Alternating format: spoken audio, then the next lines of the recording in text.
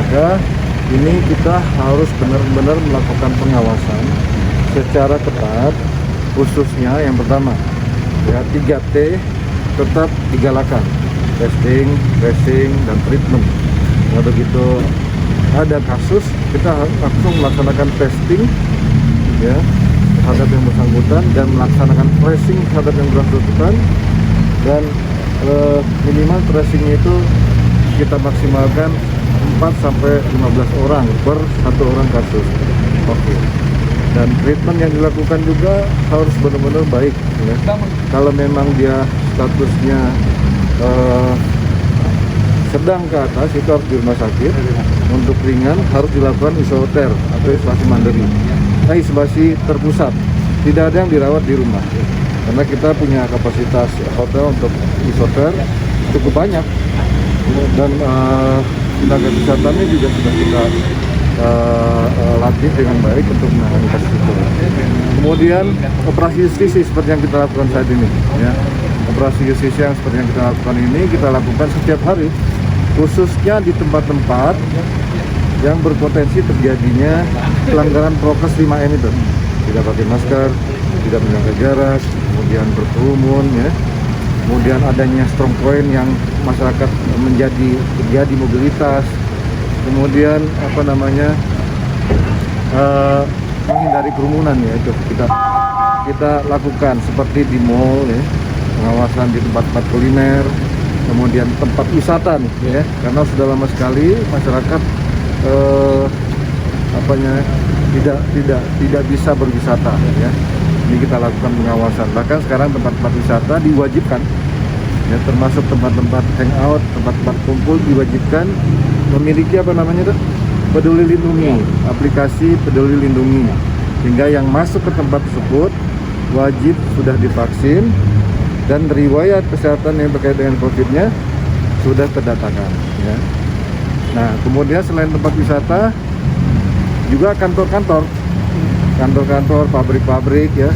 Ini kita sudah punya satgas masing-masing, dan ini kita ingatkan terus agar satgasnya ini ya tidak jenuh, tidak bosan, tidak abai, tetap mengingatkan ya masyarakat yang ada di lingkungannya itu tetap disiplin menjalankan prokes COVID-19. Kemudian yang terakhir adalah vaksinasi. Kita secara real di lapangan sudah mencapai di atas 90%, yang di atas 90% yang divaksin dosis 1, di atas 50% yang sudah divaksin dosis 2. Jadi secara teori ya, kita sudah memiliki herd immunity ya, kekebalan komunal ya, kekebalan komunal.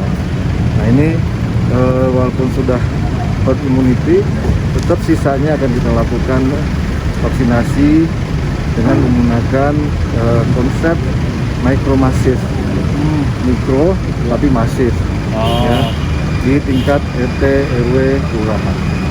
Dan kita sekarang lagi menyasar lansia yang komorbid dan anak-anak di bawah 12 tahun. Namun anak-anak di bawah 12 tahun masih dalam penelitian ya, masih dalam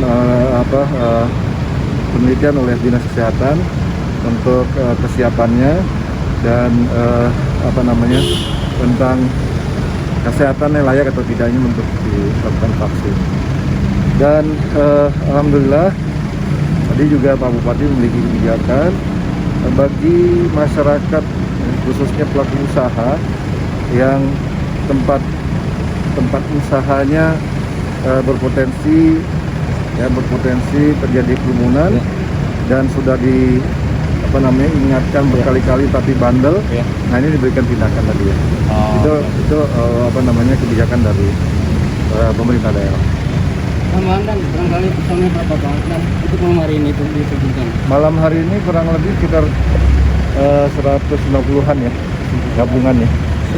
Tadi kan yang dijelaskan Bupati, jika ada yang melanggar sanksinya apa dari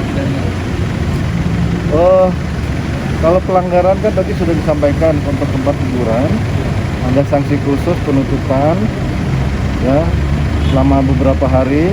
Kemudian kalau melanggar lagi mungkin bisa dicabut izinnya Itu kewenangan dari pemerintah daerah.